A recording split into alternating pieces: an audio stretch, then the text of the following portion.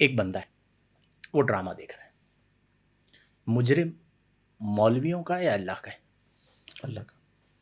اور یہ معاملہ اس کا رب کا ہے یا ہمارا اور اس کا ہے؟ اس کا اور اس کے رب کا رب کا ہے. بیسکلی. ٹھیک ہے، اس کی مذمت کون بیان کر رہا ہے؟ مولوی. اب ان کا ایک اعتراض جو ان کا کہ بھائی میرا اور میرے رب کا معاملہ ہے، تم کون ہوتے ہو بیچ میں بولنے والے؟ حقیقت ایسی اور ہے. آپ بھی یہ کہہ رہے ہیں کہ معاملہ یہی ہے. یہ ایک پہلو ہے. ایک اور پہلو ہے جس پر ہمیں بات کرنی ہے، وہ یہ ہے کہ جو ڈرامے، فلمیں اور ویڈیوز آج کے دور میں بنائی جا رہی ہیں وہ معاشرے پر کیا امپیکٹ ڈال رہی ہیں. ایک ہے فساد کسی فرد تک آنا، اور ایک یہ ہے کہ پیچھے اسکرپٹنگ ہی اس انداز میں ہو رہی ہے کہ ایک ذہن دیا جائے. کچھ ایسے ڈرامے ہمارے پاکستان کے اندر بن رہے ہیں جو آپ ایک باعزت فیملی تمام افراد کے ساتھ بیٹھ کے دیکھ ہی نہیں سکتے. ریسرچ بیسڈ بات ہے، طلاق کا ریشو بڑھ گیا ڈرامے دیکھ دیکھ کر. اس کے اندر جو اسٹوریاں لگائی جاتی ہیں، جو اس کی اسکرپٹنگ ہوتی ہے، جو اس میں پیغام یا میسج کنوے کیا جاتا ہے، اس کا ہمارا معاشرہ کسی صورت متحمل نہیں ہے. اچھا ہوتا کیا ہے، یہ بیسیکلی انڈسٹری ٹو انڈسٹری کہانی چل رہی ہوتی ہے.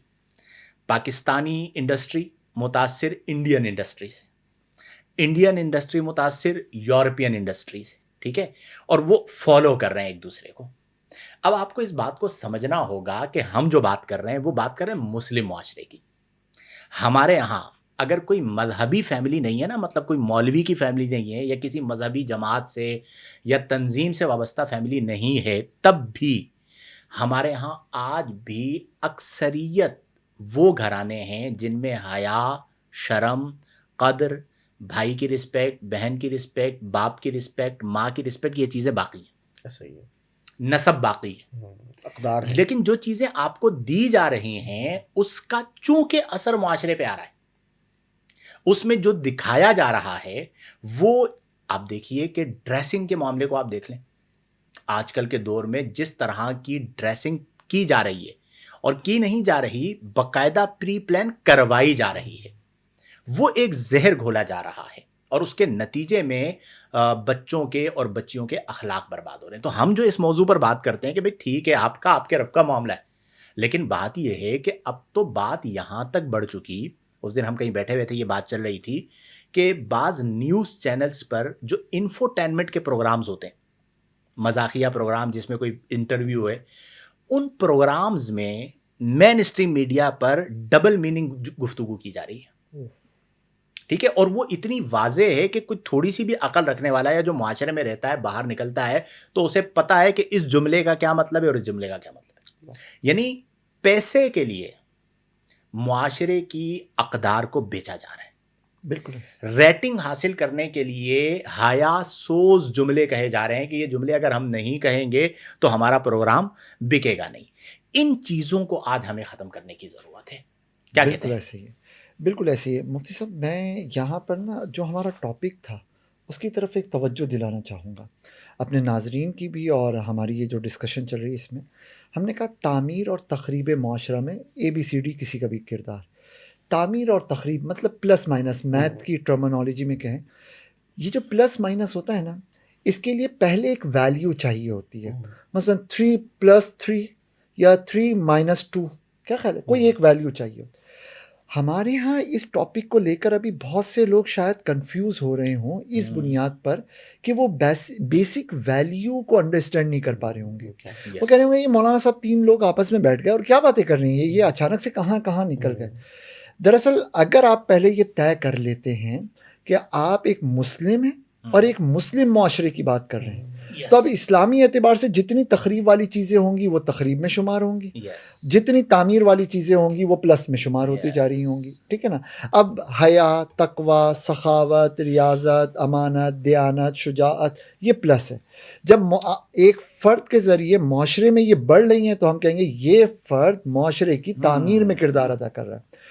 اور اس کے مقابلے میں بے حیائی، بے شرمی، جھوٹ، خیانت، کینہ، بغض، مفاد پرستی، دوسرے کو کچلنا، لیگ پولنگ، یہ چیزیں ہیں، یہ مائنس میں جا رہی ہیں۔ ایک فرد کی وجہ سے سوسائٹی پر ان چیزوں کا امپیکٹ آ رہا ہوگا تو کہا جائے گا۔ اب ہم اگر غور کریں تو آپ نے حضور بالکل صحیح فرمایا کہ پری پلان طریقے سے لوگوں کو ذہنی، فکری اور عملی طور پر مذہبی یا برباد کرا۔ اسلامی اعتبار سے تخریب کی طرف لایا جا رہا ہے۔ اچھا، اس کے اندر فائٹ کرنا تو دور کی بات ہے، اس چیز کا شعور حاصل ہونا بھی ایک بہت بڑی چیز ہے۔ میرا ایک بچہ ہے، میں اپنے بچے کے لیے چاہتا ہوں، میرے پیغمبر صلی اللہ علیہ صلی اللہ وسلم نے علیہ فرمایا ہے وسلم۔ کہ جس گھر میں کتا یا تصویر ہوگی اس گھر میں رحمت کے فرشتے نہیں آئیں گے۔ اب میں اپنے بچے کے لیے رومپر، اپنے بچے کے لیے لباس، اس کے لیے ربڑ پھلیاں اور دوسری چیزیں لینے جاتا ہوں، اور میں چاہتا ہوں کہ وہ ایسے ہوں کہ اس میں جاندار کی تصویریں نہ ہوں، بھلے اس میں رنگ برنگی چیزیں ہوں، بچے کے اوپر سائیکولوجیکل ایفیکٹ ڈالنے والی چیزیں ہوں، لیکن جاندار کی تصویر یہ نہ آپ کا رائٹ ہے۔ ہو۔ مارکیٹ میں کہاں ہے؟ یس۔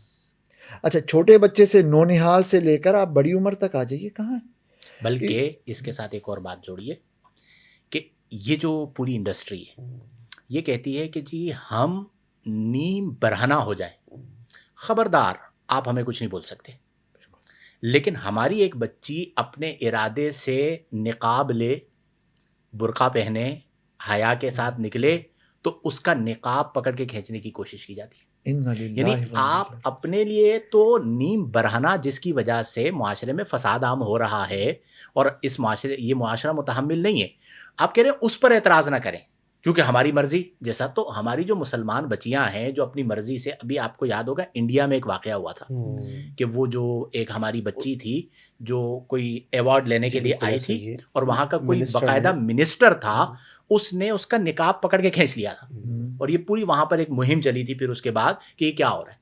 تو یہ جو مینٹیلٹی ہے یہ ڈبل اسٹینڈرڈ ہے، اس میں ہم یہ بات دو ٹوک کہتے ہیں کہ جی معاشرے پر جو چیز اثر ڈالے گی ہم اس کی مخالفت کریں گے، اس کی برائی کو بیان کریں گے، اور اگر کوئی خواتین، اچھا پھر اسی طرح آپ مجھے یہ بتائیے کہ لباس سے کسی کے بارے میں یہ رائے قائم کرنا کہ یہ بیکورڈ ہے، یہ کہاں کا انصاف ہے؟